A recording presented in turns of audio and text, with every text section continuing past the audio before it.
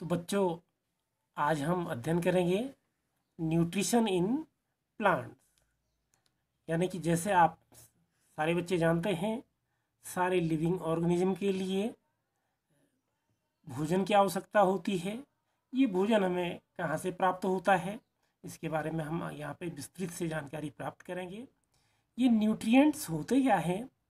Nutrients ये होते हैं carbohydrate, proteins, fats, vitamins and minerals. These are 5 kinds of nutrients.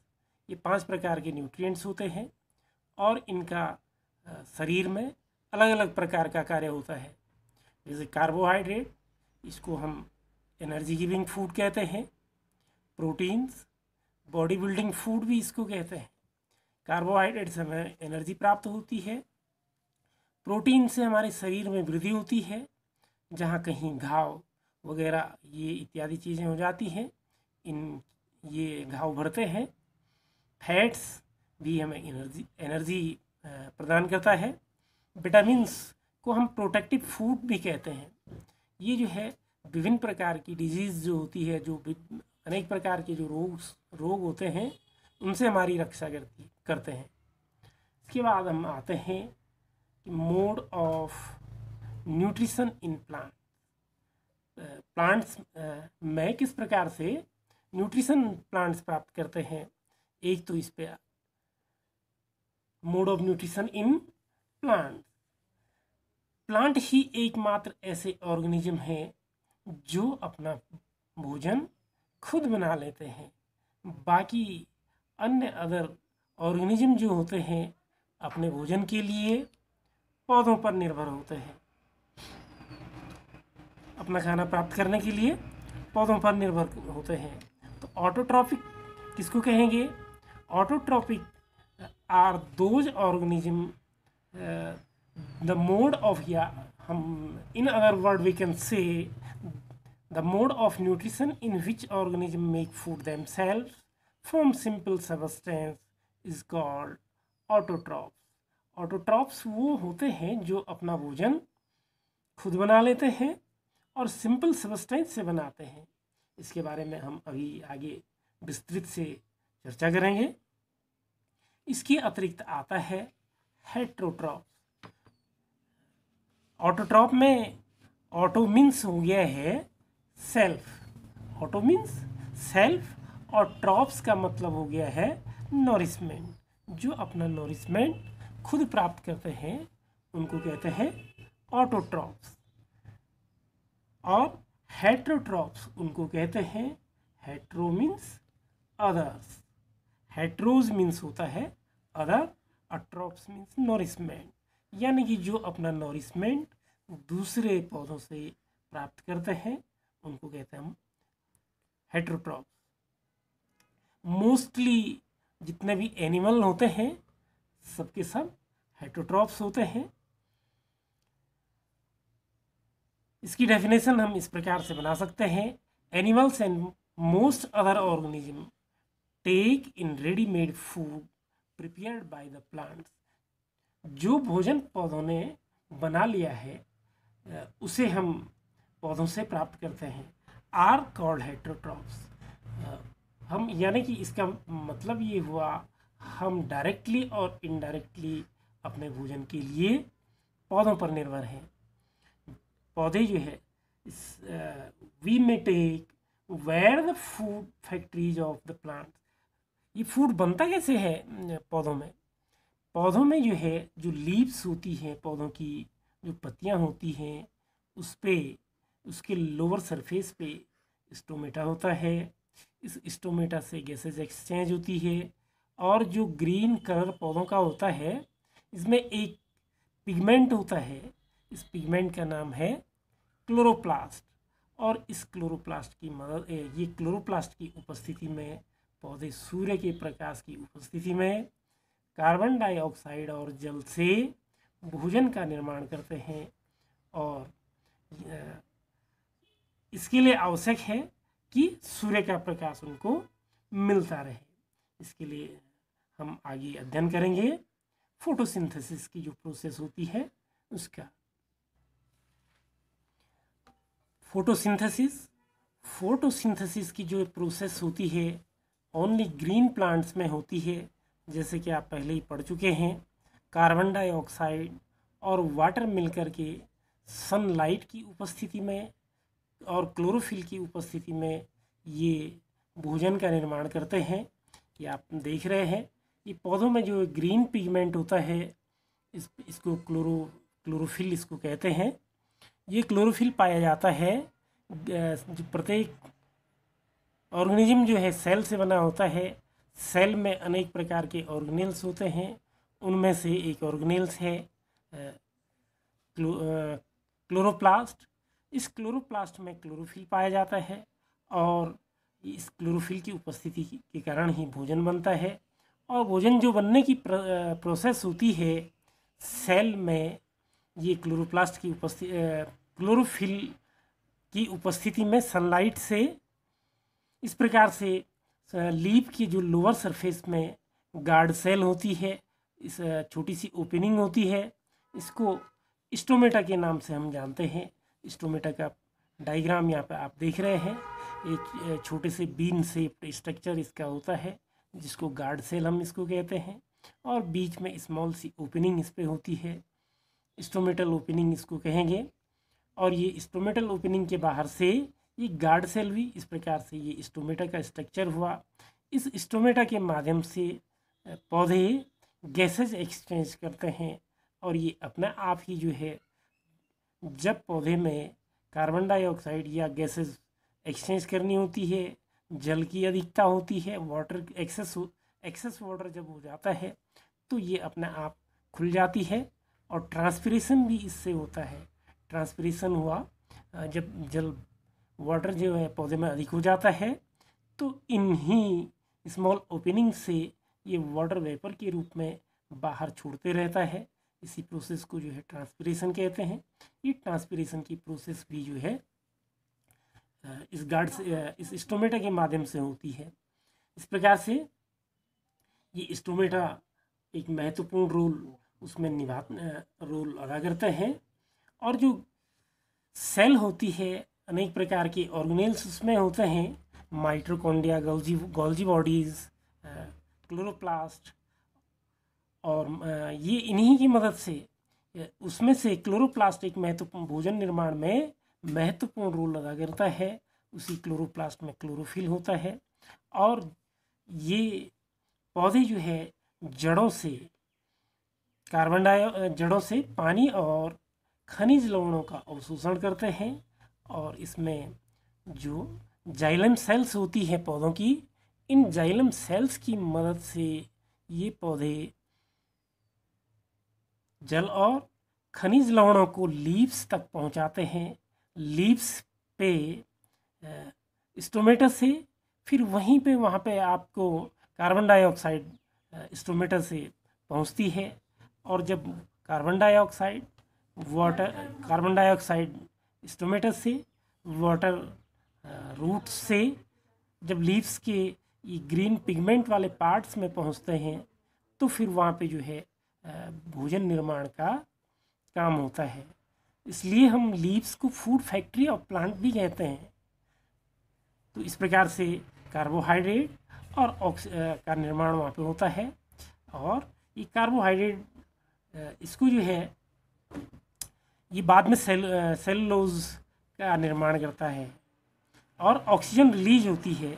इस कार्बोहाइड्रेट की जो सिंपल मॉलिक्यूल हैं उनको हम जो ग्लूकोज के रूप में ये प्राप्त हमें होता है और ऑक्सीजन इस पे रिलीज होती है। इस प्रकार से ये प्रत्येक ग्रीन प्लांट में फोटोसिंथेसिस की प्रोसेस होती है। इस प्रकार से thus the sun is the ultimate source of energy for all living organism। हम ये कह सकते हैं कि प्रत्येक लिविंग ऑर्गेनिज्म के लिए सूर्य ही एकमात्र अल्टीमेट सोर्स ऑफ एनर्जी है। In the presence of sunlight, use of carbon dioxide and water to synthesize carbohydrate is called the process of photosynthesis। ये फोटोसिंथेसिस की प्रोसेस हो गई। ये सिर्फ दिन में ही होती है। इसके लिए एक एक्सपेरिमेंट हम करेंगे जिसको कहते हैं आयोडीन टेस्ट। इसके लिए हम आयोडीन टेस्ट के लिए क्या करेंगे कि 2 गमले ले सकते हैं, या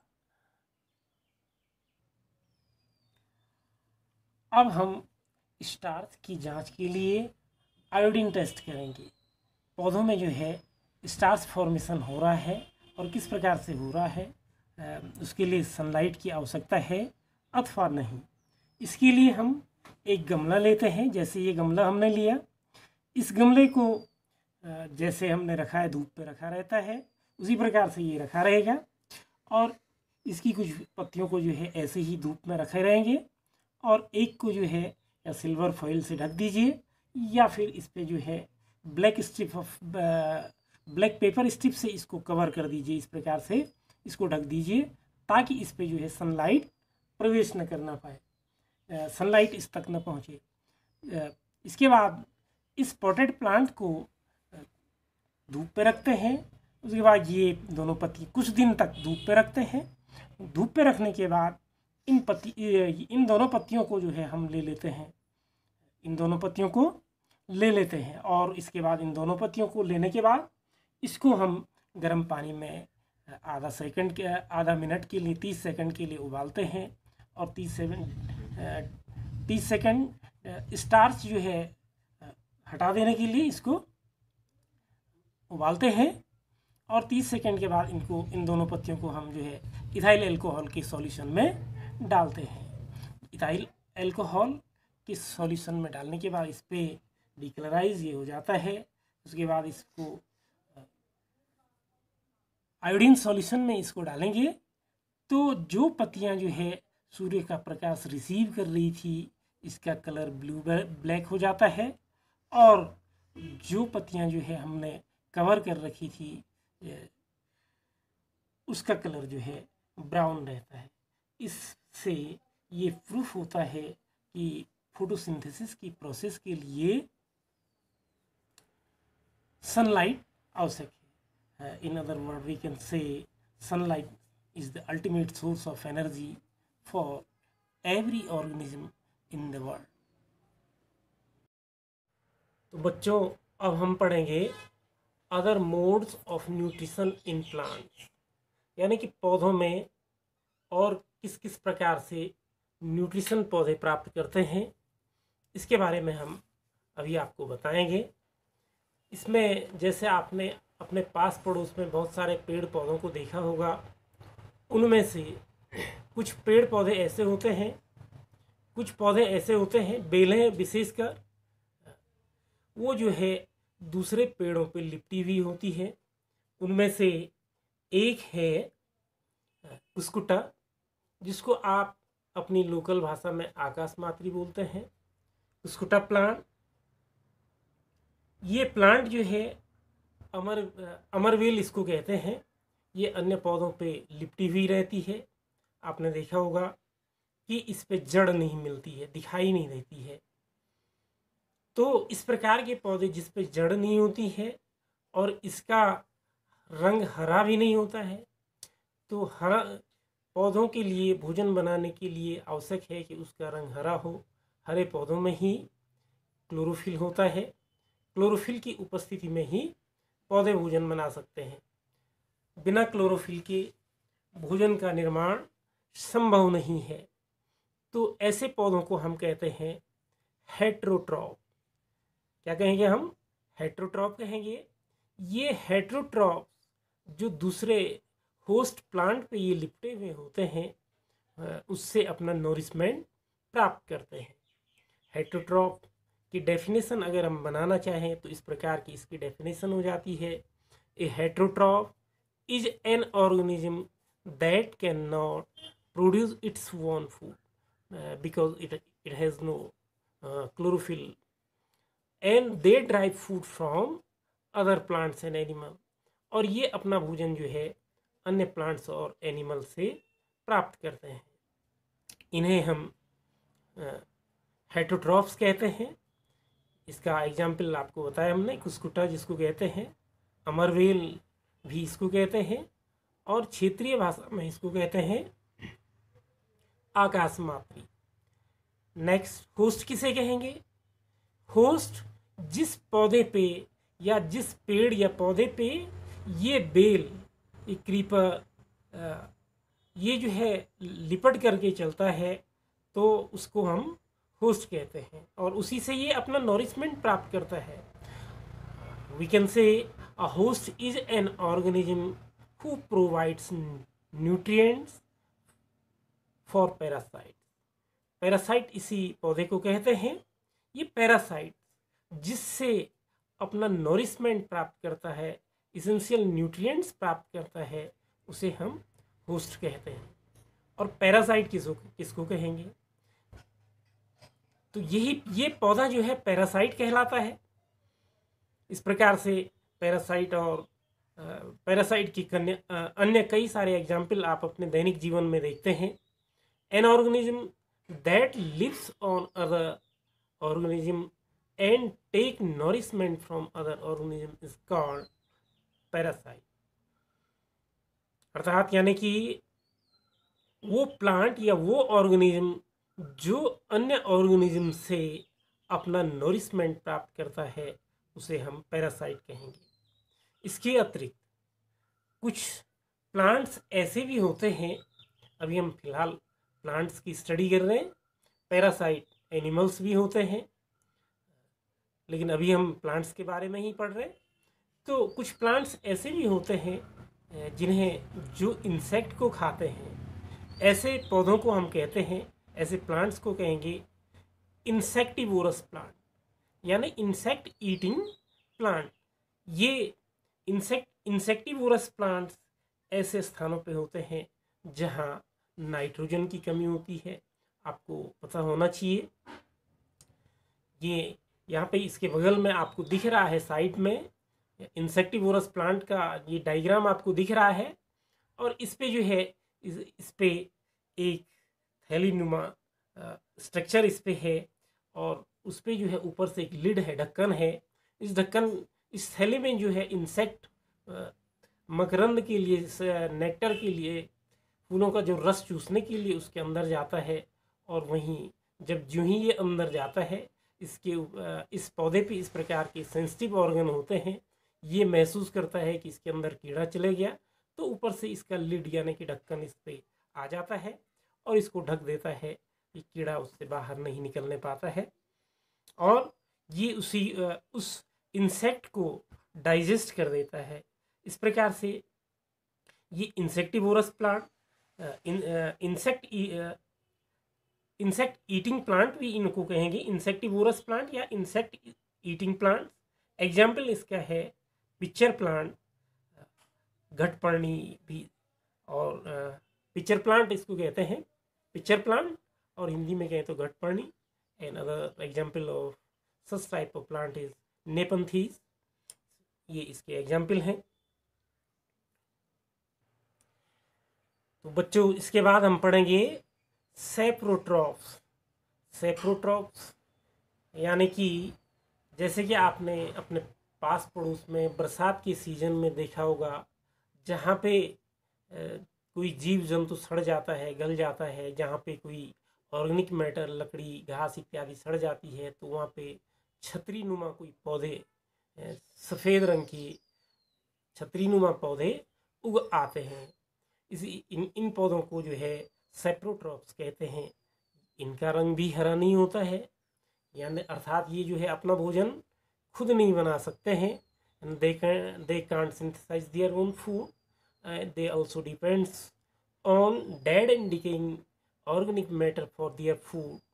ये पौधे भी जो है अपने भोजन के लिए डेड और डिकेइंग ऑर्गेनिक मैटर पे डिपेंड होते हैं। जैसे कि आपने देखा होगा, कोई ब्रेड का टुकड़ा अगर नम स्थानों पे छूट जाता है, तो कुछ समय बाद उस पर जो है रुई की तरह की संरचना उग आती है। ये रुई की तरह की संरचना है क्या? It is also fungus. ये भी एक प्रकार का फंगस है। ये फंगस बीज कहाँ से आया होगा इसका? इसके जो स्पोर्स होते हैं ये वायुमंडल में उपस्थित रहते हैं, और ये वायुमंडल में जहाँ कहीं भी इसको फेवरेबल कंडीशन मिलती है, उचित वातावरण इसको मिलता है, वहीं पे ये ग्रो कर जाता है और अपनी वृद्धि ये कर लेता है। तो आपने जो है इस प्रकार के सेप्रोट्रॉप्स आप अपने दैनिक जीवन में कई बार इस्तेमाल करते हैं। आप सब्जी के लिए मशरूम बाज़ार से ख़रीदते हैं, तो ये मशरूम काफ़ी प्रोटीन रिच वेजिटेबल इसको कहते हैं। तो इस प्रकार से सेप्रोट्रॉप्स की जो ये डेफिनेशन बनेगी, an organism that feeds on dead and decaying organic matter is called saprotroph. तो ये सेप्रोट्रॉप्स एक प्रकार के एंजाइम को छोड़ते हैं, जहाँ पे ये उगते हैं उस पर एक प्रकार के एंजाइम को छोड़ते हैं। ये एंजाइम जो है क्या करता है कि उस डेड मैटर को, उस ऑर्गेनिक मैटर को सड़ाता गलाता रहता है, ये डिके हो जाता है सड़ गल करके, और ये अपना नॉरिशमेंट इस डेड मैटर से प्राप्त करते हैं। ऐसे पौधों को हम सेप्रोट्रॉप्स कहते हैं। सारे के सारे फंगस ये जो है इसी ग्रुप में आते हैं। इसके पश्चात हम देखते हैं सिम्बायोटिक रिलेशनशिप। सिम्बायोटिक रिलेशनशिप किसको कहते हैं? आपने अपने आसपास घरों में पौधों पे कुछ लाइकेन की तरह की संरचनाएं देखी होंगी। ये लाइकेन कैसे अपना नोरिशमेंट प्राप्त करते हैं? लाइकेन कहते किसको हैं? लाइकेन के साथ साथ सिम्बायोटिक रिलेशनशिप समझने के लिए आवश्यक है पहले आप लाइकेन को समझ लीजिए और एल्गी को समझ लीजिए। एल्गी कहाँ प्राप्त होता है? एल्गी जो है हरे कलर का होता है। ये अपना भोजन it can synthesise its own food. Algae अपना भोजन खुद बना लेता है, क्लोरोफिल इस पे होता है, और लाइकेन पे क्लोरोफिल नहीं होता है। ये जो है अपने भोजन के लिए दूसरे पौधों पे डिपेंड होता है, यानी कि एल्गी पे डिपेंड होता है। एल्गी और लाइकेन आपस में एक प्रकार की साझेदारी करते हैं। ये साझेदारी किस प्रकार से होती है? ये प्रोवाइड करते हैं एक दूसरे के लिए, नॉरिशमेंट के लिए मैटर्स प्रोवाइड करते हैं। इस प्रकार से लाइकेन, जैसे कि आप घरों में देख रहे होंगे, जिसको अपने गांव में आप मक्कू कहते हैं, ये भी एक प्रकार का लाइकेन है। एक लाइकेन ये मैं आपको दिखा रहा हूँ, ये लाइकेन है। ये है लाइकेन। एक प्रकार से ये पत्थरों पे उगता है। ये लाइकेन है जो पत्थरों पे होता है, ये लाइकेन। और एल्गी, एल्गी ऐसे एल्गी बरसात के सीजन में, या फिर alga singular alga plural algae हो गया, ये जो है बरसात के सीजन में आकर के दोनों आसपास ये उगते हैं। और एल्गी जो है फूड सिंथेसाइज करता है, और इस एल्गी के लिए वाटर एंड मिनरल प्रोवाइड करता है लाइकेन। ये लाइकेन एल्गी के लिए वाटर एंड मिनरल देता है, और ये फूड को बना करके एल्गी जो है फूड बना करके लाइकेन के लिए देता है। इस प्रकार से जो ये रिलेशनशिप इनमें है, इसको कहते हैं symbiotic relationship. Certain fungus live on the roots of trees. The trees provide nourishment to the fungus and return receive the help from it to take water and nutrients from the soil. This association is very important. This association से इस प्रकार का जो ये आदान प्रदान इन दोनों के बीच में है, लाइकेन और एल्गी के बीच में अपने खाद्य पदार्थों का, नॉरिशमेंट का जो आदान प्रदान है, इसको सिम्बायोटिक रिलेशनशिप कहते हैं। और लाइकेन भी कई प्रकार का होता है। आप अपनी अगली कक्षाओं में पढ़ेंगे कि लाइकेन कितने प्रकार के होते हैं। ये छोटा सा एक एग्जाम्पल मैंने आपको बताया, और बहुत से वैल्यूबल लाइकेन होते हैं जिनसे आपकी स्पाइस मसाले इत्यादि अच्छे अच्छे मसाले इससे तैयार होते हैं, और कुछ महत्वपूर्ण सामग्री भी इससे प्राप्त होती है। इसको आप अपनी अगली कक्षाओं में पढ़ेंगे। लेसन का लास्ट टॉपिक आपका रह जाता है how nutrients are replenished in the soil. Soil की फर्टिलिटी फिर से प्राप्त करने के लिए, सॉइल का उपजाऊपन फिर से प्राप्त करने के लिए कैसे हम सॉइल के न्यूट्रिएंट्स को फिर से प्राप्त करें। पौधों के लिए जो आवश्यक न्यूट्रिएंट्स होते हैं, जैसे नाइट्रोजन हो गया, पोटेशियम हो गया, फॉस्फोरस हो गया, इनको कैसे हम प्राप्त करते हैं। जैसे कि आपने देखा होगा, क्रॉप रोटेशन आपने पढ़ा होगा, जो लेग्यूमिनस फैमिली के जो पौधे होते हैं, दाल वाले कुल के जो पौधे होते हैं, इन पौधों की रूट्स पे नॉट्स होती हैं, गांठें होती हैं। इस पे एक प्रकार का बैक्टीरिया होता है जिसको राइजोबियम बैक्टीरिया कहते हैं। राइजोबियम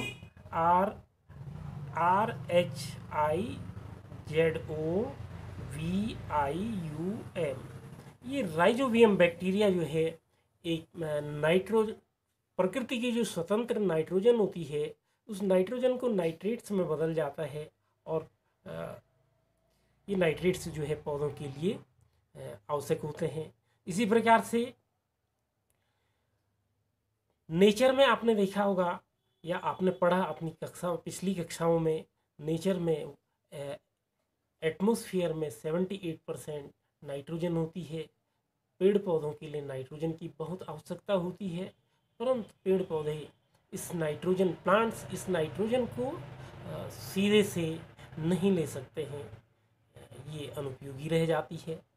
और जो लाइटनिंग की प्रोसेस होती है, तो ये लाइटनिंग की प्रोसेस में जब लाइटनिंग होती है, तो ये एटमॉस्फेरिक नाइट्रोजन होती है, ये नाइट्रोजन लाइटनिंग से जो है ये नाइट्रोजन से नाइट्रेट्स में बदल जाते हैं, और फिर ये जो है फिर पौधों के लिए काम आ जाती है। इसी प्रकार से आपने अपने आसपास में घरों में देखा होगा, जहाँ पे पैडी की क्रॉप जो है कल्टीवेट करते हैं, धान की जो फसल उगाते हैं, वहाँ पे रुपाई करते हैं, तो उस पे जो है रुपाई के बाद पानी को छोड़ देते हैं और लगातार पानी भरा हुआ रहता है। इससे वहाँ पे एल्गी उत्पन्न हो जाती है। ये एल्गी जो है क्या करती है, प्लांट्स के लिए इम्पोर्टेंट वैल्यूबल न्यूट्रिएंट्स प्रोवाइड करती है। इस प्रकार से ये जो है सॉइल की फर्टिलिटी को हम डेड और डिकेइंग ऑर्गेनिक मैटर्स उसमें डाल करके, जिसको हम कह सकते हैं मैन्योर हम कहते हैं, और आप जैविक खाद के रूप में खादों का प्रयोग आप करते हैं अपने घरों में। इस प्रकार से हम सॉइल की फर्टिलिटी को इंक्रीज कर सकते हैं, बढ़ा सकते हैं। धन्यवाद।